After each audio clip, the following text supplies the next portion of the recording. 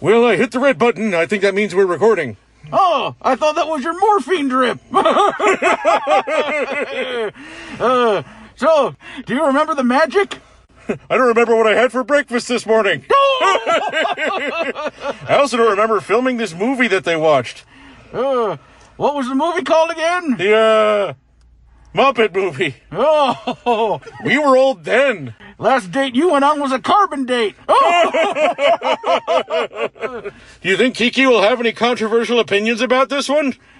yes.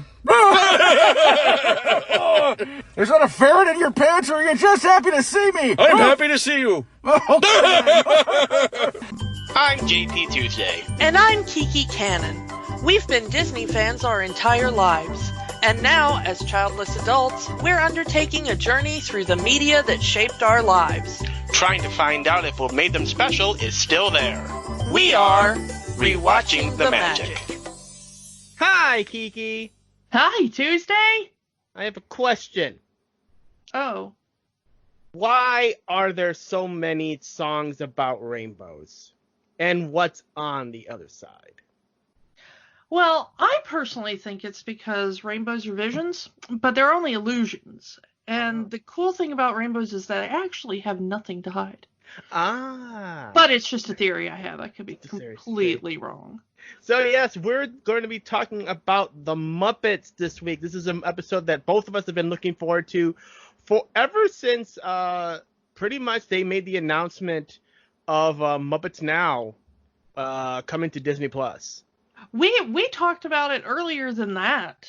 Pretty much when we were putting this show together. It was one of the first movies we talked about doing when we kind of were pitching the show to each other. So yeah.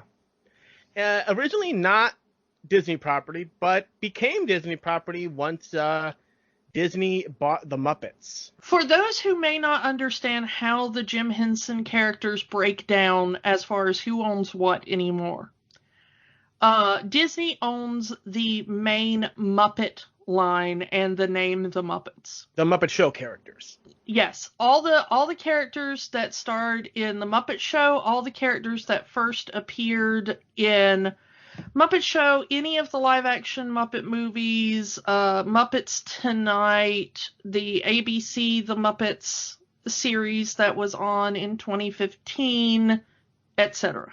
Okay? Yeah. That is the quote-unquote adult line, in a way. People misunderstand the Muppets greatly. The Muppets were always meant for adults, but they were meant to be viewed by adults if their kids were in the room. They don't do anything that would upset a child, but they were never meant as children's entertainment. The first episode of The Muppet Show was called Sex and Violence. Yeah, that was the original name of the pilot for The Muppet Show. But, and if you watch The Muppets, there are some pretty weird jokes even within this movie that we'll get into. But then you have the Sesame Street line, which is owned by Children's Television Workshop and HBO now. Mm-hmm. That is the children's line. That is absolutely for little kids. There are some jokes in there that adults can get, but they don't do lewd. They don't do suggestive. That is educational for tiny children. And then there is the Henson Company, which owns everything else. Labyrinth. To my understanding. Yeah, Labyrinth, Dark Crystal, Fraggle Rock. Fraggle Rock. I think Fraggle Rock is jointly owned with HBO, I believe, because Fraggle Rock was originally produced by HBO. So I think that's still a joint promotion. I'm not too sure on that one. Yeah.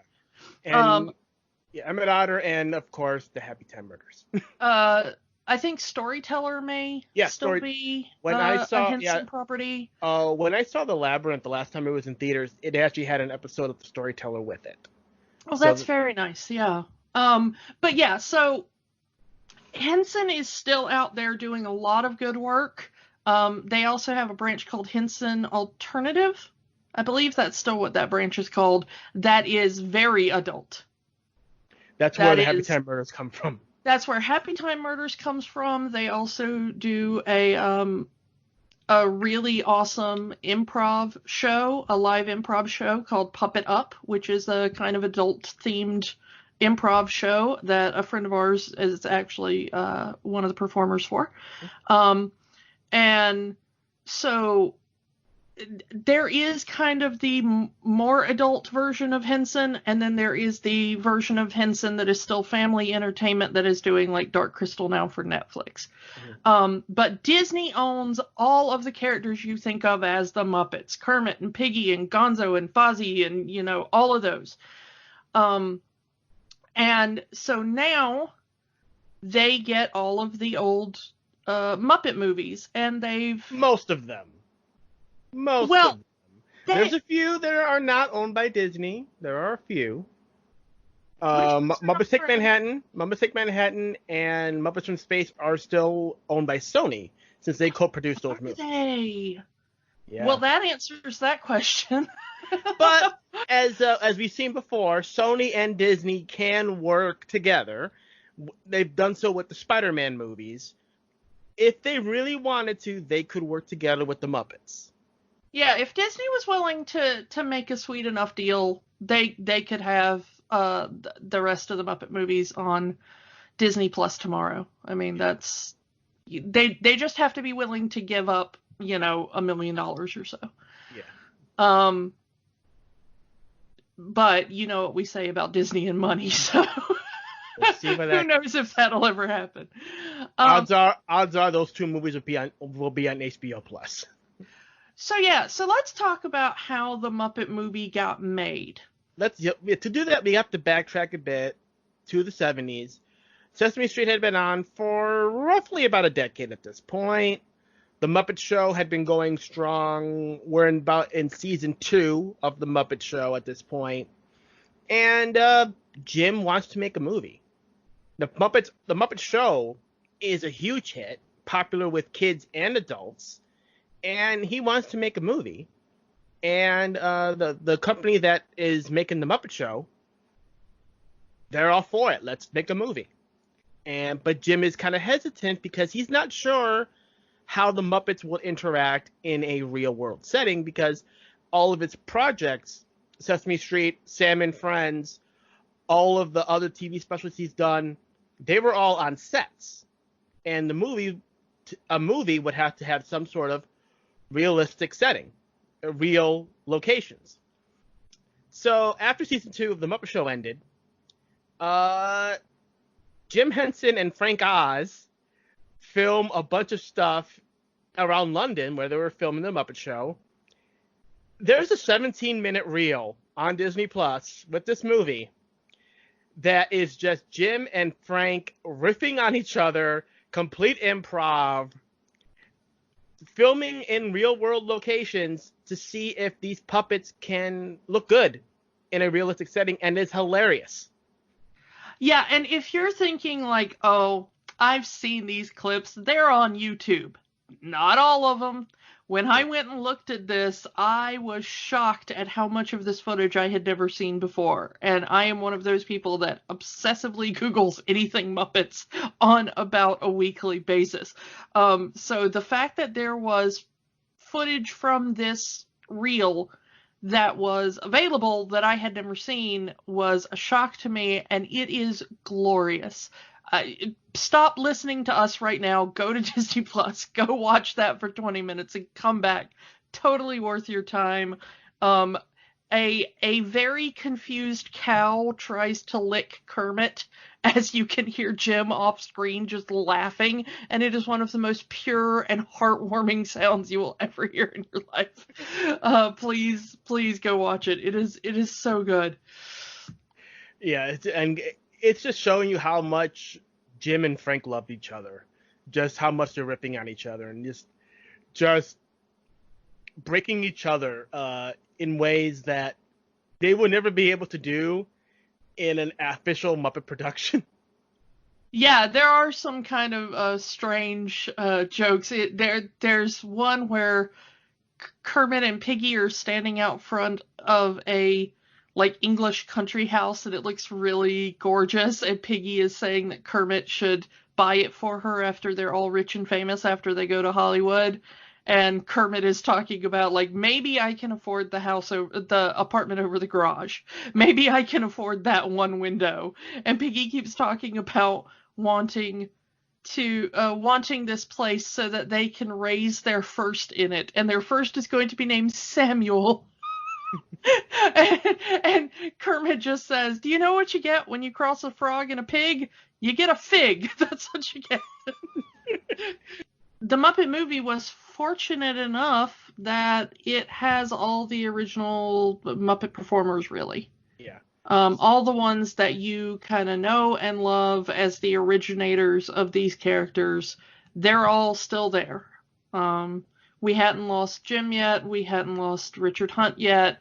So, you know, good, solid Muppet cast, as it were. But yeah, they had to go out and see, do the Muppets work in the real world? When you're not controlling every bit of set, how do they look when sunlight is on them? How do they look against, you know, realistic foliage and stuff? You know, do these things work? How do they look on 35 millimeter? Yeah. A little fast forward, they ended up filming the first half of season 3 of The Muppet Show on their mid-season break, flying back to the United States from London. In addition to filming their stuff for Sesame Street, they filmed the movie. That is a big task to do. 87 days, which is, you know, I mean, for a movie this complex, that's shocking to me that it only took them 87 days. So, and this was also, you know, Jim wanted to test out some technology. He created radio-controlled Muppets so Kermit could ride a bicycle. Also on Disney Plus, there is the test footage of Kermit riding a bicycle. It does not go well for most of that test footage. Yeah. Yeah. For those of you who don't know, Kermit on a bicycle is actually a large marionette. You know, you think of the little marionettes that they've got the little crossbar at the top and wires coming down, and you manipulate it with that one apparatus. They basically made a giant version of that. It was controlled by a puppeteer that was up on a crane, like 30 or 40 feet in the air, I think. And he was basically just lying on a little table. It did not look like a very safe rig, I'm just going to say. Props to the actual puppeteer who had to lay there and do that. And then they had a little radio control in the mouth where you could make the mouth move, but the actual body and the bike were controlled by marionette. And apparently the whole rig was so light that if you watch the test footage, the puppeteer keeps accidentally picking up the wheels of the bicycle off the ground. Yeah. Which is rather impressive that it was that light of a rig. Well, it looks metal, but it's probably like fiberglass or something. Yeah, whatever they made it out of, it has to be like the lightest rig ever, because I can't imagine picking up that whole thing by wires 40 feet in the air. So, yeah, Jim actually wanted to direct this movie, but his production people told him no. They wanted an experienced director for this movie, which didn't. How would I say this and make it be nice? James Frawley was chosen as the director for this movie, and he apparently hated doing this movie. That's the best. That's the nicest way I can say it. He apparently did not have a good time in directing the puppets. You know, puppets are such an extremely niche thing to work with. They have kind of a broader appeal to an audience, but I think that the sort of people who want to work with puppets behind the scenes is a very kind of particular group of people. And I don't think that James Frawley was one of those people. It takes a very bizarre kind of mind, I think, to be willing to do all the strange and nitpicky stuff that it takes to make puppetry look good on film. And they kind of goes into subsequent Muppet movies being directed by Jim himself or Frank Oz. This is really where Frank Oz got to be a director, and he eventually becoming a very good director down the line with other films.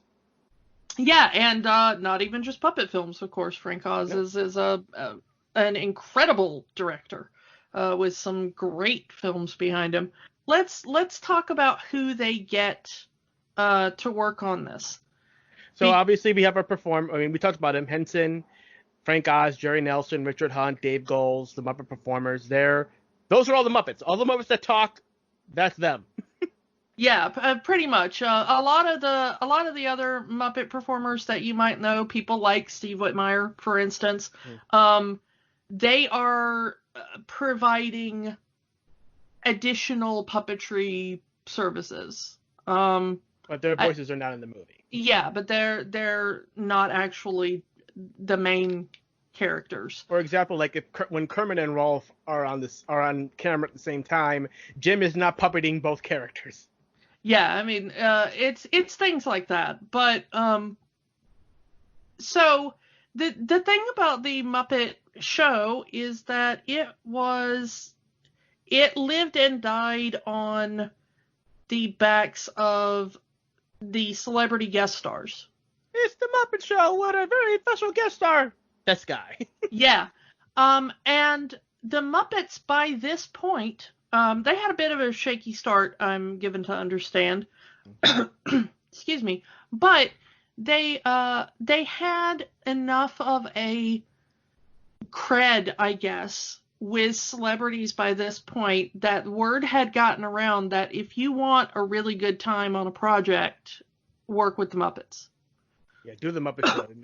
Because Jim's big thing was he wanted to make sure the celebrities had fun. Because, let's be honest, he wanted clout. So if the celebrities have fun, then they'll tell all their celebrity friends how fun it is to work with the Muppets. And a lot more celebrities will be on his show, or will, in this case, do his movies. Yeah, so as a result, the Muppet Movie is just a wash in cameos from famous people. You got Dom DeLuise in there, James Coburn, Madeline Kahn, Telly Savalas, Carol Kane, Paul Williams, Milton Berle, Elliot Gould, Edgar Bergen. Let's talk about Edgar Bergen for a second. He was, of course, the ventriloquist that was most famous for Charlie McCarthy. This is his final film role. Yeah. He died before the movie even came out. The movie is dedicated to him. Edgar Bergen was actually one of Henson's inspirations. Yeah, since he was absolute role model. Yeah. And also had been on the Muppet Show before. This was not his first appearance with the Muppets. He had been on there with Charlie McCarthy doing an episode of the Muppet Show. Bob Hope's in there, Richard Pryor, Steve Martin, Mel Brooks, Cloris Leachman, and of course Orson Welles to finish out the movie. This is a literal who's who of stars of the 70s. Yeah, I mean, the only one would be Edgar Bergen. He'd be a star of the 40s and 50s.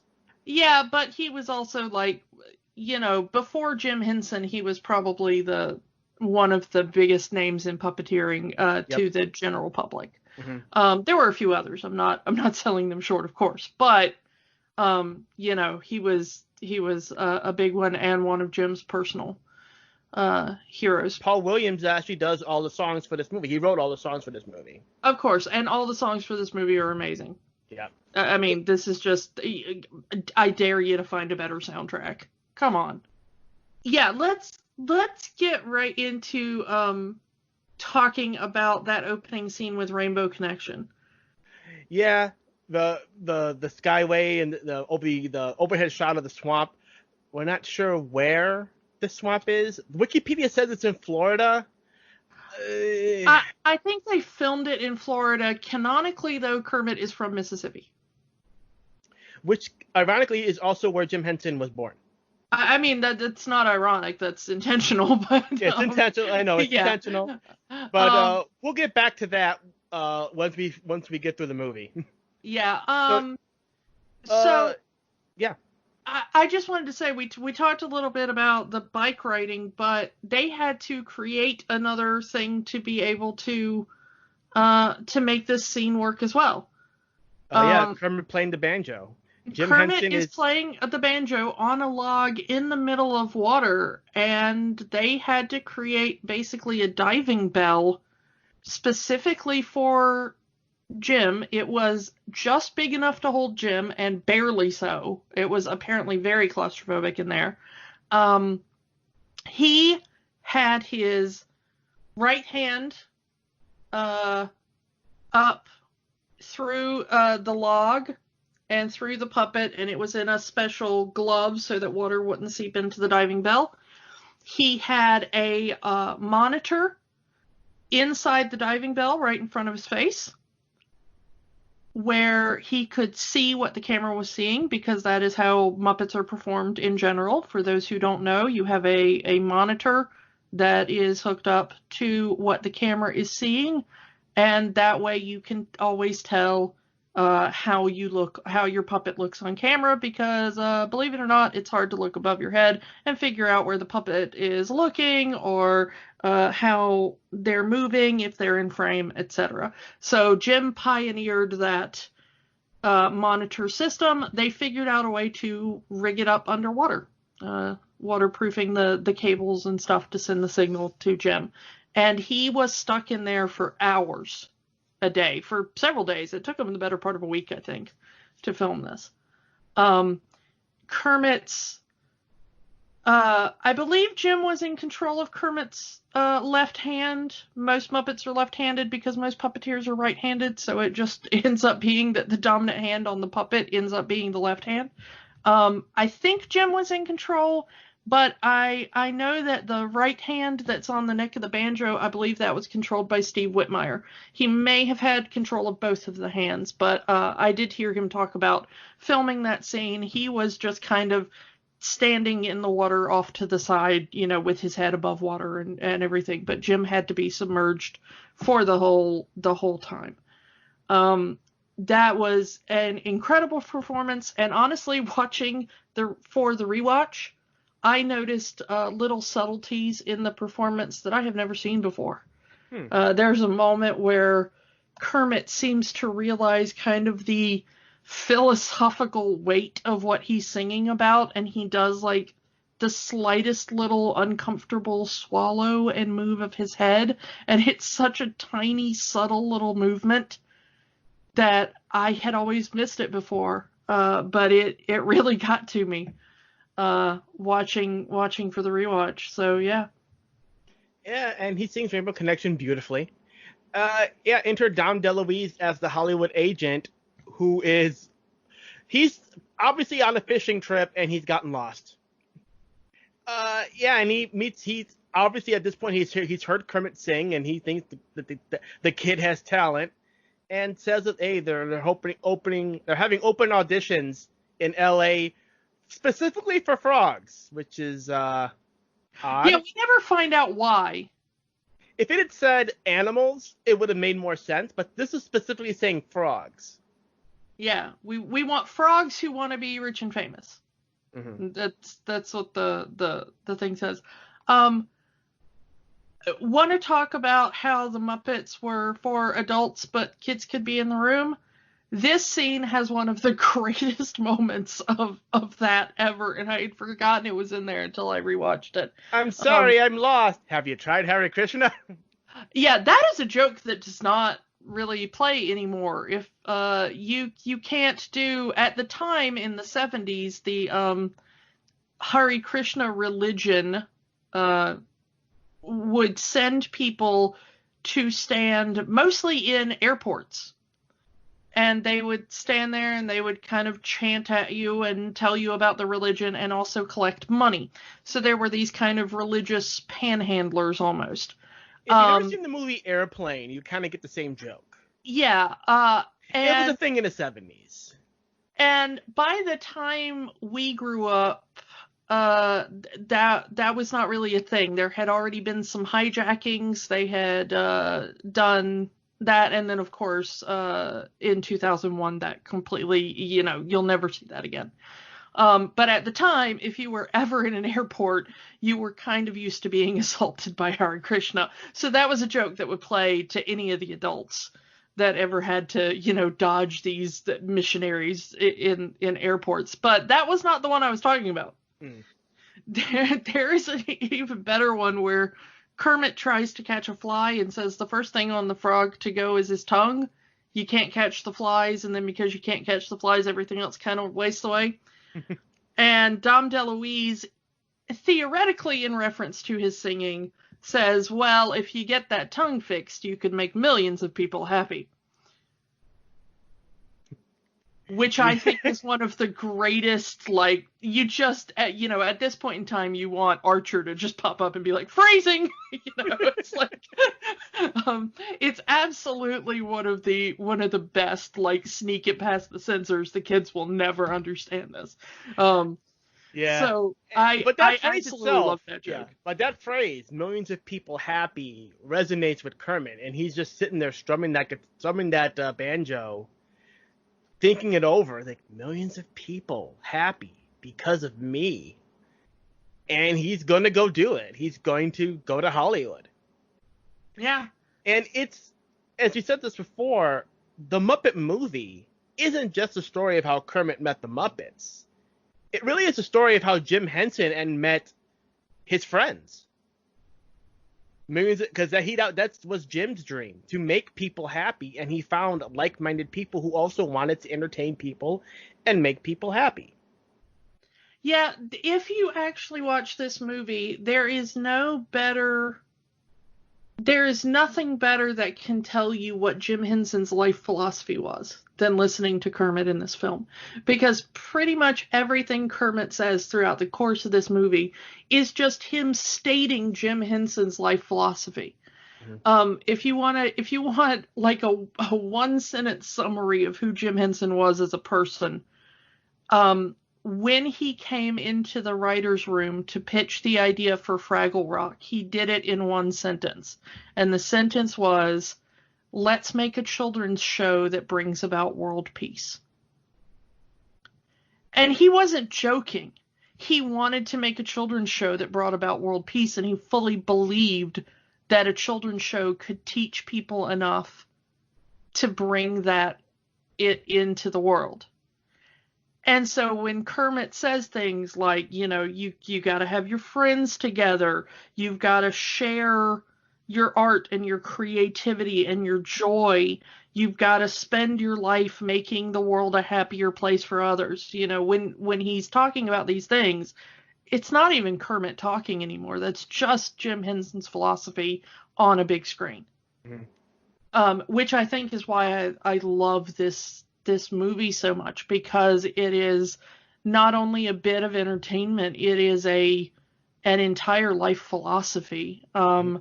And one that I have personally tried to live my life by. This movie, I was talking to someone about doing this movie this week, and I said that this movie is the first movie I ever remember being obsessed with in my childhood. Before any of the Disney Renaissance movies, before any of that, the first thing I ever remember wanting to be in my entire life was a Muppeteer. When I was little and I saw The Muppet Show and Sesame Street, I was watching both, at the same time. And I asked my parents, how is that done? That's not a real frog. That's not a real pig. But what is that? It's not a drawing. I didn't really have a concept of puppetry. And they explained puppetry to me, and they explained how it was done. And I immediately just said, that's what I want to do with my life. And, my life hasn't exactly gone in that path. But when the entire reason this show exists is because, I was just talking to you about wanting to do anything to brighten people's day. Yeah, and I threw this idea at you. Hey, let's do a podcast where we talk about our favorite Disney movies, and you were like, "I'm on board." Yeah, I mean, there was no more convincing needed. And when, at the beginning of the year, when things started going a little haywire, we talked about, do we want to put it on hold, because talking about Disney movies at such a strange time and sensitive time is that in bad taste. And we kept going basically because of this philosophy. Yeah. If you're listening to this, if you are entertained by us in any way, mission accomplished. We've done our job. Yeah, if you smile at any point, if you forget about the world and your troubles at any point, listening to us jabber on about things we love, then we have lived up to our mission statement. Mm-hmm. That is all we want to do. We just want to make people happy for even a short amount of time. And so the Muppet philosophy and Jim's philosophy has basically been my entire philosophy. I feel that if I leave this world and I leave behind anything that has made even one person's world a happier, brighter place for even a short amount of time, I have succeeded as a human being. Let's get back to the movie, since we're and get off this tangent. This is going to be a movie full of tangents. I mean, This is another one that you've seen this movie, and if you haven't, why are you listening to us talk? Stop everything and watch this movie 3 or 4 times. I mean, let's kind of go through, Kermit meeting the other characters, meeting Fozzie at the El Sleazo Cafe. Again, the El Sleazo, it's a little more adult joke, not a fully adult joke, but it's not there for 7-year-olds. Yeah. And you meet Fozzie for the first time, and Fozzie is the character from the Muppet Show. He's the comedian that's bad at being a comedian. Hey, he is a professional. He has already had 3 shows. Yes, this is his 4th performance. This is his 4th performance that we are seeing as a comedian. And he's bombing badly. He's trying to do, I know this guy that was so fat. How fat was he? And this is big fat guy. He wasn't fat. He was so fat that everybody loved him. Yeah. And which, bravo, because Fozzie, no, don't do the fat jokes. Come on. Well, considering the fat guy had a broken beer bottle and was ready to shank him, good call. Again, not a show for children. I'm sorry, it really angers me, people who don't understand the purpose of the Muppets. So I'm going to keep harping on that every time we talk about the Muppets. I love the bit kind of at the beginning of Fozzie saying, "Let's get this off with a bang," and someone tries to shoot him. Thank you, sir! Yeah. I do love the one of the cameos in this. The guy at the piano is Paul Williams, of course, who wrote the songs. So if you didn't know what he looked like, there you go. He's the guy playing the piano at the Paul Williams previously had done the Muppet Show. This is why he was doing the movie. Absolutely. And you mean, this is where you see probably the most well-known running gag of this movie starts in this scene. Don't kiss that frog, you get warts on you get warts. That's a myth. Yeah, she's my myth. No, she's a myth. A myth. Yes? Yes? Yeah. Carol Kane, the great Carol Kane. Love her. But I like this scene because it shows Kermit's instincts kicking in as a producer. Yeah. We know Kermit primarily as a producer of the Muppet Show, especially at this point, but it even continued, into the 2015 Muppets show, when we did Muppets Tonight and stuff. He was still a producer role. Kermit is the leader. He's the one that fits it all together. And he sees a show going badly and a performer struggling. And even though this is the first time he's ever done it, presumably, it immediately, those instincts kick in and he goes, all right, we've got to please this audience and we've got to save this performer. Yep.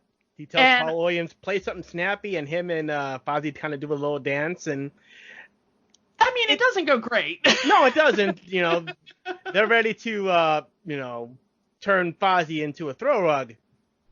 But at least they just get thrown out of the El Sleazo instead of murdered, which was kind of where it was going before Kermit stepped in. And the obvious joke, drinks on the house, and everyone gets up going to the roof. Yeah. Even by this point, it was a trope. Yeah. Well, the Muppets, especially at the time of the Muppet Show, were very influenced by vaudeville. Yeah. And so a lot of these things, I mean, Fozzie especially was just straight out of vaudeville, but Jim Henson loved that style of entertainment. So a lot of these jokes are just recycled vaudeville jokes. Yeah. And this is also where we kind of meet our villain, Doc Hopper. Yeah. Let's talk about Doc Hopper just for a second, because Doc Hopper is, of course, based off of Harlan Sanders, Colonel Sanders from KFC. Colonel Sanders was actually starred in his own commercials. Yeah. If you've seen modern KFC commercials, they're just dubbing over the old commercials with the new voice actor, but that's actually Colonel Sanders in those commercials. And you have Doc Hopper, who is not that. Yeah, he's not a good actor. He's not a good entertainer. The exact opposite of his actor, Charles Durning. Yeah, I love Charles Durning. He's a great actor. Yeah. It's an art form for a good actor to act like a bad actor. Yeah, it really is a trick. Yeah, so to see the Doc Hopper commercial and how bad it is. Yeah, but that's the kind of main villain part of the movie, is that Doc Hopper wants Kermit, alive or stuffed, to be the mascot for his chain of frog leg restaurants. Yeah, that's like, that's like asking a cow to be the mascot of McDonald's. Or a bunch of California raisins to sing it. Wait. So I love this side plot because even though it doesn't really have anything to do with the point of the movie, it's just kind of there to move characters from place to place. But I love this side plot because it reveals another facet of Jim Henson that most people don't realize, which was that the man had a really dark sense of humor. And if you watch like the Muppet Show, there's all these things about, there's that great one where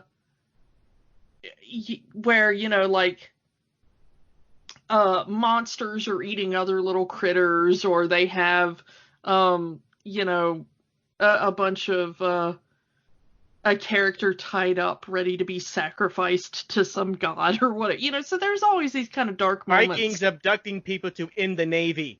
Yeah, I mean, there was always kind of a weird dark tone to some of these sketches. But it was always kind of tongue in cheek, and that is what I think this is. The thing is I love that at one point Kermit says, "I can't help but thinking of all those poor frogs on crutches." And it's kind of such a sweet and innocent moment, like, oh, Kermit, you think they're just going to be on crutches? I mean, he also sells, like, frog burgers and stuff like that. Yeah. It's just sell the sad, innocent moment. And then I love that Max, Doc Hopper's little henchman, hearing that goes, crutches, and that's the moment that he starts like realizing maybe I'm the bad guy. Yeah, like what did he think the frog legs came from? Yeah, I will say that I've got such a sick sense of humor that watching this for the rewatch makes me really sad. Everything's kind of closed down right now because I really want some frog legs. And there's a restaurant like a mile from me that sells them. But because that's what the South is like, kids. But I love the kind of weird darkness And I like that it goes from like, I want to hire you as a spokesfrog to I'm going to melt your brain to eventually I'm just going to kill you and stuff you and use your body. As a puppet. As a puppet, ironically, yeah. Of course, give it up for Austin Pendleton as Max. Pendleton. Truly underrated film performances of all time, in my opinion. Yeah. He's so strangely likable.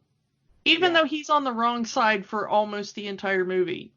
He is, even though he is the evil henchman, it's like the evil henchman who doesn't know he's on the evil side. You know? Yeah. So I love that he even takes a stand. Like I'm gonna take a stand. What we're doing is wrong. We should leave them alone. Blah blah blah. I'll raise your pay. I'll get the car. Yeah. Let's talk about the next.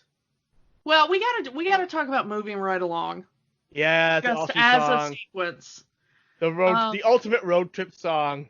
I start every road trip I go on with this song. It is a rule. If I am taking a road trip with someone, I have a Muppet CD, and I've also got it on my phone now if we're doing the Bluetooth and everything. But we are not allowed to leave without that song. And I had a friend, and the important point of this is I had a friend for a while who absolutely hated the Muppets. It's the only person I've ever met that actually hated the Muppets. Like I said, I had a friend. And I had to convince this friend, like, I'll listen to your, like, whatever nonsense you want to listen to. And they had some very odd taste in music, but but whenever we go on a road trip, and we went on several together, then we have to, this has to be the first song in the car. So yeah, it is my good luck charm for road trips. A bear in his natural habitat. Studebaker. Love that line. Yeah, it's there's so many good lines in this. And of course, also some of the lyrics in the years before closed captioning was easier to get when you needed a special contraption and stuff. It took me years to understand the line, "Welcome on the same post that says come back again." Nice sound. Yeah, and that took me forever. There are still lines, we'll get to it, but there are still lines in the Electric Mayhem song that I do not understand. And I've read like lyric sheets for them, and I'm like, that cannot be the real lyrics. And there's a lot of gags in here. Like they say they're in Saskatchewan and they pass a Mountie. Oh, turn left at the fork in the road. And there's a little, again, old gag, but no. I gotta tell you, that exists in my town. There is a weird little fork in the road on a rather well-trafficked road in my town. And there is a little triangular-shaped building that I think is currently a tax preparation office. It used to be like a drive-through chicken place, I think, at one point. Anyway, it's been several businesses over the years I've lived here, but it's one of those little triangular-shaped buildings that is meant to sit in a little fork in the road.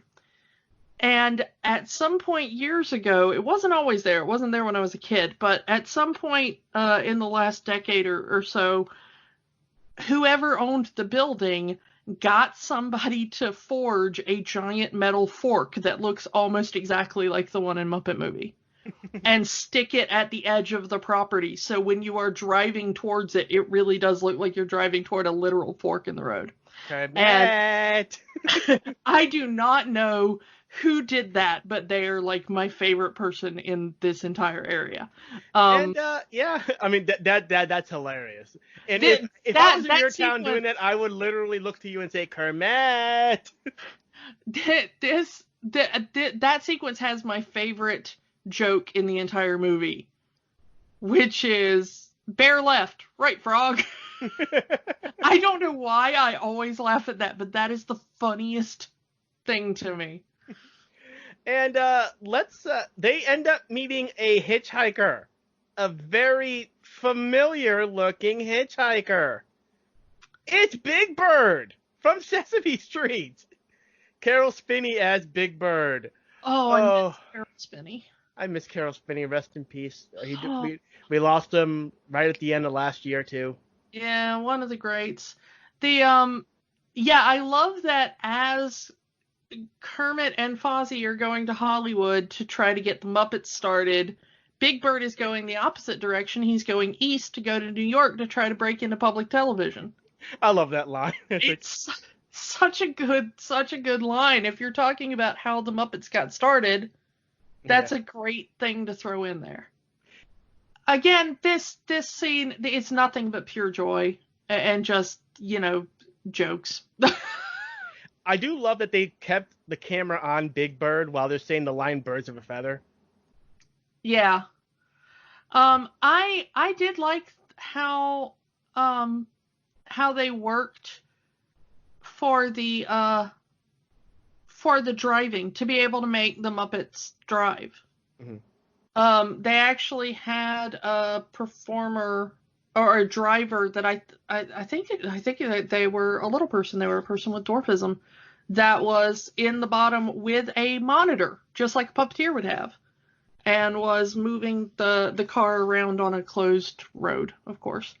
So some of the long shots where you see Fozzie at the wheel, I think the close-ups were all done with the car on like a trailer, being driven by a semi or whatever. But which is how they film human actors too. Sorry, those people aren't really driving those cars.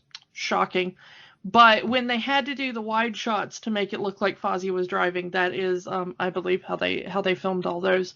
But one of the greatest bits of puppetry, just in making the Muppets look like real characters inhabiting a real world rather than just puppets, is that right at the beginning of the sequence, they get into the car and Fozzie reaches up and adjusts the rear view mirror and checks the side mirror and looks behind him before he starts moving the car.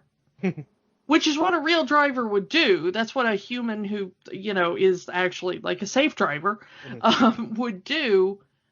But why would a puppet do that? But Frank Oz had thought enough about it to put that little bit of like, well, what do you do when you drive a car? You don't just like take off. Mm-hmm. You check your mirrors, you look behind you, you make sure there's nobody near you, and then you move the car. And so he had Fozzie go through all those motions because it sells it to an audience that this puppet is really driving this car. Yeah. And I love little things like that. I'm such a puppetry nerd that the tiny little things, Kermit swallowing, being able to, Jim being able to move his thumb to make it look like there's an Adam's apple in Kermit's throat to mimic a swallowing motion is fascinating to me endlessly. Little things like Fozzie checking his mirrors is gonna fascinate me until the day I die. It's one of the greatest things about puppetry, the little tiny movements that almost nobody notices consciously, but it makes it seem like the characters are real. Let's move on to the introduction of the Electric Mayhem. They don't look like Presbyterians to me. I love that the Electric Mayhem has just squatted in a church, like an old disused church. I love that the church was formerly pastored by the Reverend Harry Krishna. That running gag again, and we actually skipped over the second myth gag, but again, the running gags in this movie. Yeah, I mean, it would take too long to go through them all, but I love them. I love a running gag in anything. So yeah, I want you to beat that horse until it's dead and then like get a necromancer, resurrect it, and beat it all over again. That's why I love things like The Simpsons or Family Guy, that they beat a joke until it's not funny and then somehow it becomes funny again. Muppets are the same way. And we are introduced to the Electric Mayhem. Dr. Teeth, Floyd, Janice, Animal, Zoot. Love them all. They are my favorite rock band of all time. They actually have performed at the Hollywood Bowl in real life. That is a great show. Sometimes you can find it on YouTube. Go look it up if you haven't. That's amazing. Mm-hmm. So yeah, I love this song. Again, I'm still not sold that half of the lyrics they claim are the real lyrics are in fact the real lyrics. A lot of it is nonsense lyrics. It's just a bunch of B words, and one line is just a bunch of B words that Dr. Keith says. Begin, begin. I don't know what that second word is. Believe, begin, begot. Yeah. So like I can tell 3 of the 5 words, but supposedly the line is, let's see if I can remember the exact line. Hold on. It's now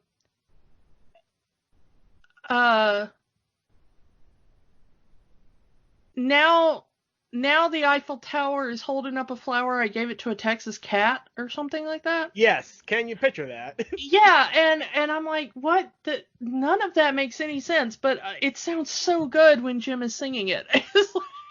I do have a confession to make. When I was a kid, I did not like this song because, one, the lyrics didn't make any sense, and it really had nothing to do with the story. But as an adult, going back to this song slaps very hard. It slaps so hard. This is one of the greatest rock jams of all time. I dare you not to dance to this. To backtrack a bit, I love the fact that Kermit gives Dr. Teeth the script. Yeah, a joke which comes around at the end of the movie, and I love it, and I love the little bit where they read. He says, "We can't tell everything that happened in the movie till now, Fozzie. It will put the audience to sleep." And then Dr. Teeth reads it, and it puts Kermit and Fozzie to sleep. Yeah. I like that this is our introduction of Scooter as well. Scooter the Gopher. Yep, Scooter in this film is their manager. Yeah, I frequent live streams done by a friend of the show, Toilet Tea Paper. I don't know if you know him. He is the most famous roll of toilet paper in the world. TikTok famous. Yes, TikTok famous. But I was in one of his live streams the other day in the chat room, and one of the regulars told me that I remind them of Scooter the Gopher, and I thought, you know what? I will take that compliment. Scooter is an amazing character. He's always there. He's always working behind the scenes. He may not get all of the fame and glory, but everything would kind of fall apart if he wasn't back there doing that, His uncle does own the theater. So, I thought that was a very awesome compliment. I will always be happy to be compared to almost any Muppet. So, they get the idea to paint the Studebaker and disguise it. Yes, because, and that is Scooter's idea. Scooter with the good ideas. See? Yeah. It works for about 5 seconds until Doc Hopper catches up with them, but, nice up for Scooter. That is just an accident. They just happened to turn onto the road right in front of Doc Hopper. I mean, it's not even like they found them. It was just sheer luck. Look for a bear and a frog and a brown Studebaker. I see a brown and a frog and a rainbow Studebaker. Yeah. I have always wanted a rainbow Studebaker since I was a little kid. I've never even seen a Studebaker in person because they were already, of course, not even regular cars by the time we were kids, but I've always wanted one. But it does work out in the end when they drove in front of that billboard. Yeah, the strange soda billboard, which I kind of wonder if that was in somehow a inspiration for Nuka-Cola from the Fallout games. Because it had been so many years since I had seen the whole movie. And when I saw that thing, I was like, that's just like a rainbow version of a Nuka-Cola ad. Because the bottle is shaped like a rocket. Mm-hmm. And it's talking about like blasting all. And it's all these kind of things that they used for the Nuka-Cola brand in Fallout, especially in the Bethesda games. So I do kind of wonder if that was somehow an inspiration for how they ended up mocking up some of those eventual advertisements you see in the games. I would love to know that, but it was kind of cool. It was kind of nifty. Enter the great Gonzo in his little plumber truck, and he's going to Bombay, India to become rich and famous. He's going to Bollywood. Star. Yeah, he wants to become a Bollywood star. And the thing is I'm not even sure American audiences, by and large, knew about Bollywood at this time. Because I didn't really know about it until the mid to late 90s. Same. I think that was just a joke because Gonzo is just an oddball, a weirdo, as he's also known as. That he's going to go as far away from Hollywood as possible to make it big. And he even says, if you go to Hollywood, you're doing it the easy way. But I do love that in the vein of most of Gonzo's schemes, it's not the traditional way to do things, but it's not an invalid way to do things. No. I mean, if he went to India to become a movie star, there's still a pathway to that. Yeah. And a rather lucrative one. But Gonzo, the Bollywood star. That's money right there. him and the Dancing Chickens would be an amazing Bollywood number. Yep. Are you kidding me? That would, yeah, I mean, come on. Put a sorry on Camilla. It'd be gorgeous. I want to see that. Do that. But yeah, so I love that. That's always been my favorite thing about Gonzo is that it's not that his ideas won't work. It's that, like, could you call a Muppet, like, neurodivergent? Because it almost seems like that's what Gonzo is. Like, even among the Muppets, he's the one that's not quite on the same wavelength as everybody else. Mm-hmm. And I think that's what I've always loved about Gonzo, is that it's not necessarily the wrong way to do things. It's just not the typical way to do things. No. So, definitely marches to his own drummer. Yeah. And that drummer is a chicken. Yes. I love Gonzo's flock of chickens. I love Camilla and the chickens more than almost anything in my life. I'm always so happy when Camilla and the chickens show up in any Muppet thing. You think Gonzo is more of a breast man or a thigh man? He's totally a leg man. That is actually that is actually something somebody asked Dave Quills once, and it's not on camera, but apparently that's there was a famous bit where he kind of put off a celebrity guest star by talking about what Gonzo likes about chickens.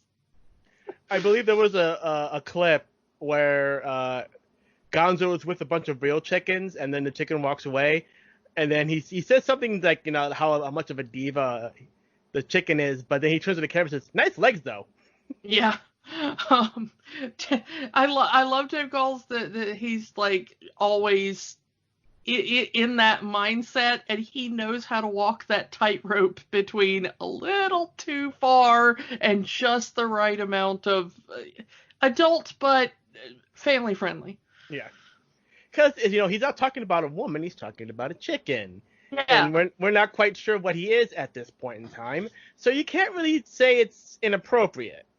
I mean, that was the thing is that for so long nobody knew what Gonzo was supposed to be. Yeah. And even in this movie, Kermit compares him to a sort of a turkey. Yeah. Because he's got a beak, you see. Yeah. So yeah, it was a joke for a long time of like, well, maybe this isn't weird. It could be that Gonzo is some form of bird or thing. Yeah. He's a whatever. After trading their cars in at the used car lot, let's move on to the beauty pageant. Enter Miss Piggy. But just before we get to Miss Piggy, I do want to say that I feel so bad for Sweetums, because I love that Sweetums is so wanting to go on this road trip and it just gets left behind, and I'm like, oh, Sweetums, buddy, I have been there. He could have said something, hey, wait right here, I'll get my things, but he says so Hollywood. Flabbergasted. He was like, this is my dream come true. I am without words. And he just does the thing, and they misread the situation entirely, leave him behind. Poor Sweetums. Anyway. Poor Sweetums. Anyway, Miss yes. Piggy. Miss Piggy. And she wins this beauty pageant, and you see there's other women there in bathing suits, real The people, Bogan women. County beauty pageant, yeah. This little county fair. Are we sure where Bogan County is? We are not, but all we know is that it's incredibly rural. Yeah, But you we're said not sure exactly where in the nation it necessarily is. we can assume it's in the South based on the picture you shared with me before we started recording. That's the problem, though, is we can't. All right, let's explain to the people at home. If you watch this Bogan County Fair scene, about half the people in it are carrying American flags. It's a little American country fair. There's a lot in this about the beauty of America. You know, Fozzie sings, America the Beautiful. However, about the other half of the people are wandering around with Confederate flags.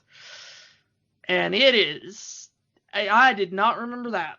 And I think I didn't remember it just because I was a kid growing up in the South. You saw that crap everywhere. Mm-hmm. Step outside your door and there's like 4 houses with Confederate flags. But it is a little jarring to look back and go like, why that choice? Because the Muppets was always such an inclusive show. Jim was always such he wanted, like, the Muppet Show episode they filmed immediately after finishing this movie was Harry Belafonte singing with African masks about how everybody is like one people and, we need to love everybody. So it seems really bizarre. Like, they weren't just filming these were extras walking around with props. Why is this in here? Muppet Movie. And the unfortunate thing is that if you go in a rural enough area, it doesn't matter which side of the Mason-Dixon you're on or which side of the Mississippi you're on. Small town America, for some reason, loves some Confederate flags. I say for some reason. We all know the reason. Let's get on to Piggy's but song. I have to say something about Miss Piggy's background. Right. I talked about Jim Henson's kind of dark sense of humor. Mm-hmm. Frank Oz makes Jim look like the most innocent person ever, because at the time this movie came out, somebody says, "Oh, we see the origins of Miss Piggy, and we see her in this small town winning a beauty contest." And Frank Oz gave the reporter his entire headcanon for Miss Piggy, which was that she was raised above a butcher shop. Her father was a woman chaser or a sow chaser. Left her, ended up being killed by a tractor. Her mother was impregnated so many times that she was just overwhelmed with piglets and couldn't go to school, couldn't better her life in any way, and ignored half of her children. And Miss Piggy decided she was going to get out of this little town in any way she can, and started taking any modeling job she could, including becoming a spokesfig for a barbecue joint. Yeah, you want to talk about dark. That is literally Kermit in this movie, It really is, but the interview where Frank Oz kind of says all that was probably to promote this movie. So that is Frank Oz's personal, this is where Miss Piggy comes from. She was apparently a very traumatized and traumatic upbringing. So yeah. All of these years, we never found out if Piggy is actually her first name or her last name, because it's always Miss Piggy. Yeah, that is one of the things. She doesn't have Miss Piggy the pig. Kermit's last name is apparently the Frog. Yeah, she's Mr. the Frog. Mr. the Frog, but yeah, Miss Piggy is a little bit different there. So yeah. Anyway, she wins the beauty pageant, and She immediately looks at Kermit, twinkle in her eye, and she is immediately infatuated with the amphibian, singing her song Never Before and Never Again, as this is the first time she's ever fallen in love. Yeah. Love at first sight. While I love this sequence and I love this as a motivator for Miss Piggy, and while I love Frank Oz, he is one of my heroes and one of my role models in so many ways, Frank Oz cannot carry a tune, especially not in that falsetto voice. No, this was definitely another one of the songs I never really liked when I saw this movie, and a lot of it had to do with Frank Oz. If you actually hear this song sung by like a different singer, it's actually a very pretty little love song. Mm-hmm. But unfortunately, any song Frank Oz did as Miss Piggy, and it comes back again when Kermit and Piggy get married and things like that. It's what he has to do to his voice to get that Miss Piggy thing takes away his vocal range in singing. Like when he's singing as Fozzie, it's great. Yeah, I mean he's fine as Fozzie, but it's just in the way he has to do Piggy's voice. Piggy has never been a good singer with Frank Oz as a performer. Strangely, her new performer Eric is able to do that and still hold a tune and hit some very impressive notes. So bravo to him. But also, Frank Oz will not let himself be filmed while he's doing Miss Piggy, as far as when he's talking as Miss Piggy. If you ever see a picture of Frank Oz doing behind-the-scenes puppetry, it's either Fozzie, if he's talking, or it's Miss Piggy in a non-speaking part. Because apparently he has to twist his face up in a really weird way to make that sound, and he will not let anybody see what that looks like. He does talk not. About this with voice actors having to contort their faces and their bodies in such a way to get these unique character voices. Yeah, that is actually like one of the holy grails of my life, is I just want to see footage just once of Frank performing Miss Piggy, because apparently whatever it does to his face is something he never wants anybody to see, which of course means I want to see it. Oh, Kermit, kissy kissy! Yeah.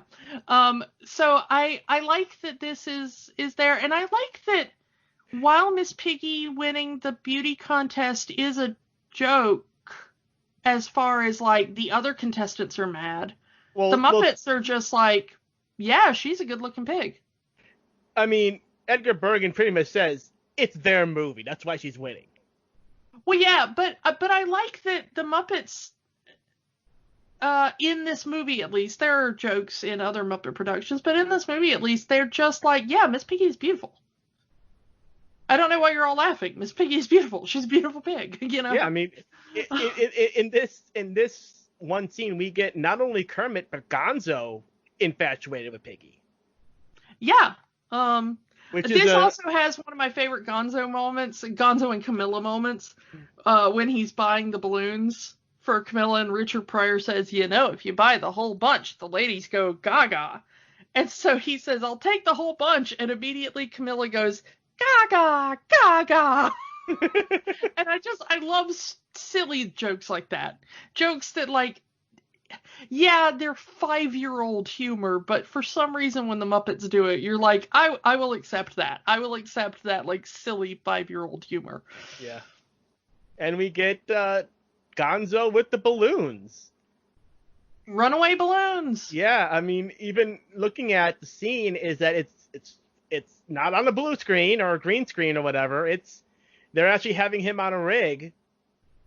Yeah, flying through the air. Yeah, with possibly, I mean, like with the bike, it's probably a person on a cherry picker with that whole marionette rig, and yeah, possibly someone with a radio control to control Gonzo's mouth. Yeah, practical effects. I love how much the Muppets use practical effects still to this day. They've started integrating CG and stuff, and even in this movie there's blue screen moments and some camera trickery and stuff. Yeah. But I love how much of Muppets has always been and still is practical effects. The most digital effects they've done for the current Muppet thing, and I've seen footage of this, is they've digitally removed the control rods for the arms. Yeah, in the 2015 show, they digitally removed all the control rods. Yeah, that was a big one. But the interesting thing is apparently they had learned how to get, like in this movie, Piggy picks up a phone, and she moves around to hang up the receiver for the phone, and then drops her hand. And the only problem is that Frank lifted her hand just slightly into the camera view after that, and you can see that the receiver is still glued to Miss Piggy's hand, because that's the way they used to have to do objects. But apparently recently they found a way to put like electromagnets inside the hands, where they can run a current and magnetize it, and they can pick up a magnetic object like a phone or a mug or something, and then they can also put it down by turning off the current, which is a huge leap in technology for the Muppets, and they did that in the 2015 show. So yeah, it would have worked better in this movie, because if you want a little goof, look at that scene where Miss Piggy has the phone receiver in her hand, because you can still see it a couple of times kind of peeking up into camera frame.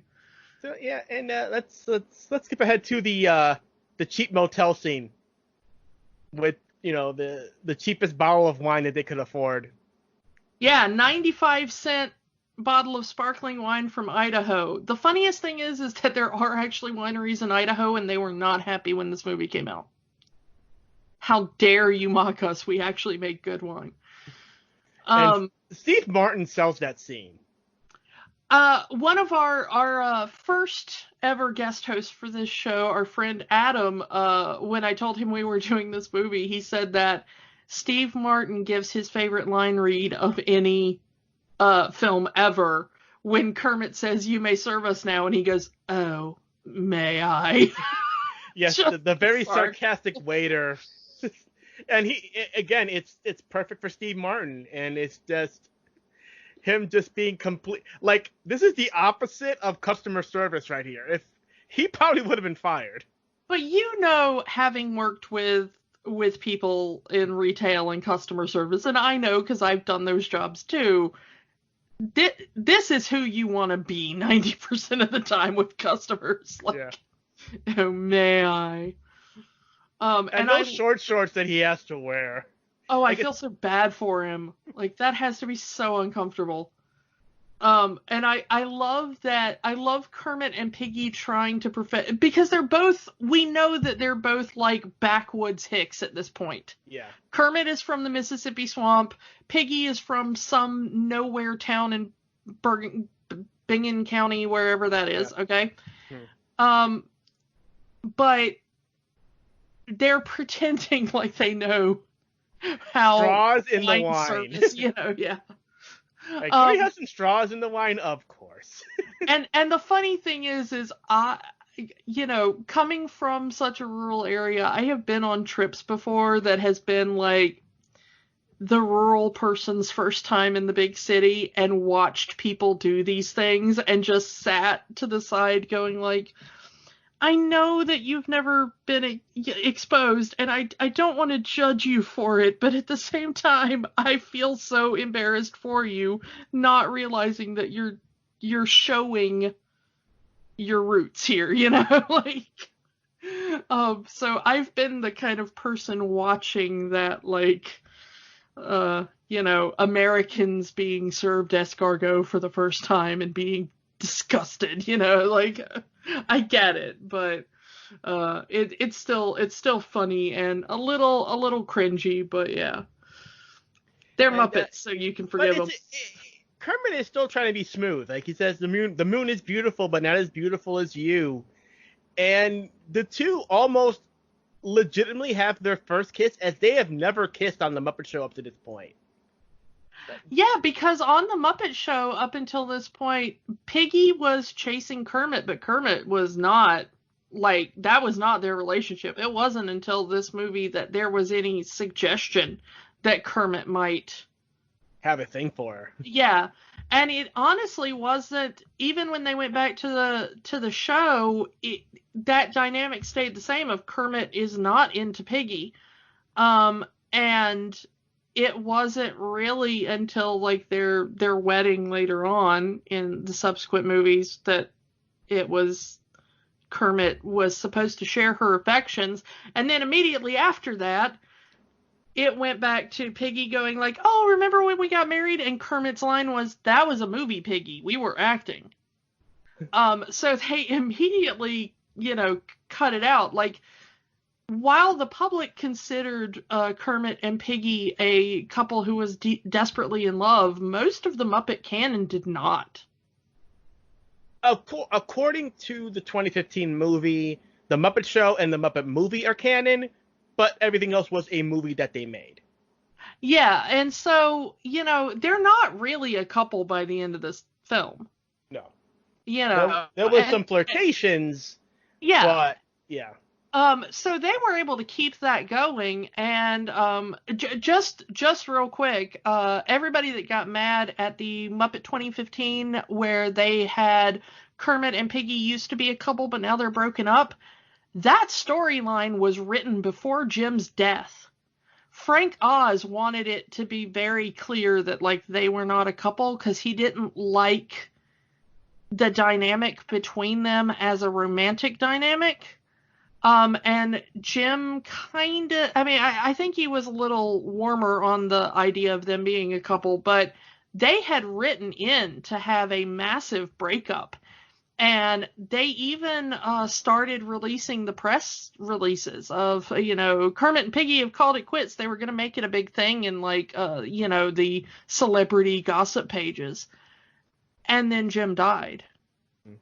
And so they stopped everything and people forgot that was ever done. So when they brought it back for the 2015 show, people were like, you're ruining Jim's legacy by, and I'm like, no, you don't understand the history of the Muppets. They already were in the middle of doing this. It's just, unfortunate tragedy derailed the story they were already planning to tell. So yeah. Yeah, so Kermit and Piggy were never really meant to be like a permanent couple or a healthy couple. No, they're clearly not a healthy couple. And no. I do like the fact that they just kept the idea of Kermit just being attracted to pigs. Because his next girlfriend after Piggy was Denise. Also a pig. Yeah. He has a type. He even admits it. He has a type. That's fine. Have a type. I'm cool with it. Anyway, so Kermit likes big girls. And bless him for it. But the where we've got all the gang together now. Intro Rolf the dog. And yeah. Honestly, as much misogynistic as it is, I hope that something better comes along is one of my favorite songs in the movie. I actually don't personally find it misogynistic. If you're listening to this and you do, I'm not really going to argue with it. I think that it is not necessarily a women are awful song, but as a relationships can be awful song. Because even as a woman, I listen to this song and I'm going like, man, I've felt that about men too. Can't live with him, can't live without him. It's like, and that's their conversation. There's these two guys who have had several relationship problems in their life. Rolf apparently more so than Kermit. And, he says, stay away from women. Don't have a relationship. Stay single. That's the way to live. It's like, well, I can't. Neither can I. And that's, as a kid, I didn't get it. As an adult, I found that joke hilarious. Yeah, that's a joke that plays much better when you're an adult and you've been through a few relationships. Like, you totally understand that. When you're a kid, you're like, no, love conquers everything. Love is the best, Your Prince Charming will show up, or your princess will be waiting in a tower. All you have to do is just find them. But, yeah, but as an adult, you're like, yep. Been there, Rolf. This may have been a point in time where Jim himself was going through some things on that front. There was some talk. I mean, I know some things happened during the filming of the Muppet Show that was a bit rough. At this point, Jim's marriage was more of a business relationship than a romantic relationship. Even his widow would admit to that. Yeah. So, which I mean, it was a good business partnership. I mean, they were amazing together as business partners. So hopefully there's at least that part, and they got a slew of amazing children out of it. Yeah, I mean, they never, from what I understand, they may have separated, but they never officially divorced. Yeah, they never divorced, but there was a separation at one point. But it's interesting because you do feel the. I think that Jim himself was hurt at points in relationships and went through rocky things in relationships. But then again, anybody who's ever been in a relationship has had that. Yeah. Even the best relationship is not perfect. The classic thing with the Muppets is that Rolf is the closest to Jim's natural voice. So when Rolf talks, it's almost like Jim is talking. People say Kermit is, but it's really Rolf. Yeah. And when Jim died, Rolf became silent for a good decade. Yeah, it took a while for them to figure out Rolf. I like that Rolf has always been this kind of bartender kind of figure. Mm-hmm. As far as a trope, Rolf is the one that people kind of come to tell their problems to, and he was already filling that role a little bit on the Muppet Show. So this is just kind of an outgrowth of that. In the 2015 Muppet Show, he literally owns a bar. Mm-hmm. That the rest of the gang comes to. That's kind of their version of Cheers or whatever. Mm-hmm. Again, for adults, they're in a bar anyway.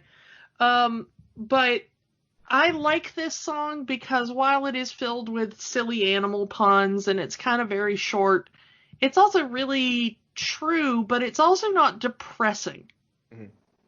It's like, yeah, it's difficult, but it's worth it. Yeah. Love is hard, but love is worth it. Yeah, and which maybe which this I relationship maybe this relationship won't work, but there's always the next one. Yeah, gotta keep looking forward to the next thing, which I think is again a good philosophical Muppet thing. So we move on from Rolf. Piggy has disappeared at this point, and Kermit doesn't know why, but we quickly figure out why. She's been pignapped. She's been pignapped by Doc Hopper, and Kermit is quickly frognapped. This is a little. Her. I mean, now we're getting to Doc Hopper going to a little extremes to get Kermit to be his spokesperson by kidnapping. And not just kidnapping. This isn't just like Max said, I thought he was just going to lean on you a bit. This isn't just leaning on Kermit a bit. He brings in a German scientist. Okay, it's the 1970s, and you're bringing in kind of an older German scientist. Hint, hint, hint. Oh yeah, if you and the fact that it's Mel Brooks who has made fun of this is the guy that wrote The Producers. Yeah, and this would have been like after that and stuff. So I mean, we know where Mel Brooks stands on this, but he talks about the Germans haven't stopped doing things. We just keep making worse and worse machines. I mean, okay, we know who this guy is. Yeah. They probably found him in Brazil or Argentina. Anyway, but he is going to liquefy Kermit's brains, basically turn him into zombie frog. That will do whatever you tell him to do. Yeah. Again, a puppet. I love how much of this movie is trying to turn Kermit into a puppet in some way or another. But seeing her beloved frog about to be fricasseed in front of her, Piggy does something that no one expected, unless they watched The Muppet Show and was aware of Miss Piggy's talents. She breaks through her bonds and she karate chops everybody in that place. And I love that the whole origin of Piggy's karate was an ad lib. The story goes that the script for The Muppet Show called for Piggy to punch Kermit. So Frank Oz, while they were rehearsing the scene, kind of did a back chop and said, "Hi-ya!" And Jim found that so funny that he put it in the show and a bit was born. Yeah, and I love how much Piggy's martial arts skill is just so ingrained in her character now. That yes, she's really feminine and she wants to do clothing and makeup and she wants her hair and she's got her little dog Foo-Foo and, but like, Piggy's not a pushover. No. And she can defend herself. Yeah, and I loved that about Piggy when I was a little kid, and I really wanted to take martial arts. This is also the only time you ever see Piggy with her eyes completely open, and it freaks me out.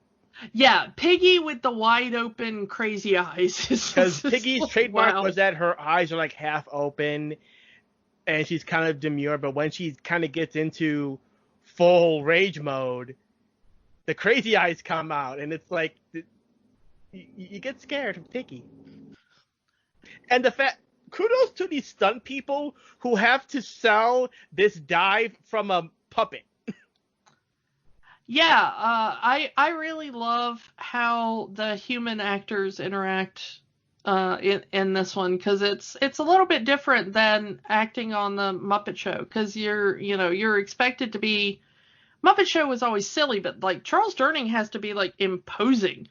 He has to be like a literal villain.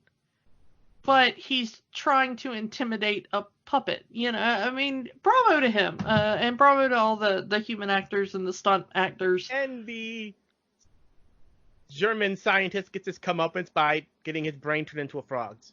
Yep, ribbit. Again, kudos to Mel Brooks in this entire scene. Yeah, I actually don't know how much of this was scripted and how much of this was Mel Brooks just ad-libbing. But your hat, hold your hat, I said. Yeah. When a German scientist says, "Hold your hat," we're not just talking. Yeah. I honestly, love everything about the scene. You just let Mel Brooks be Mel Brooks and you got a good scene. Yeah.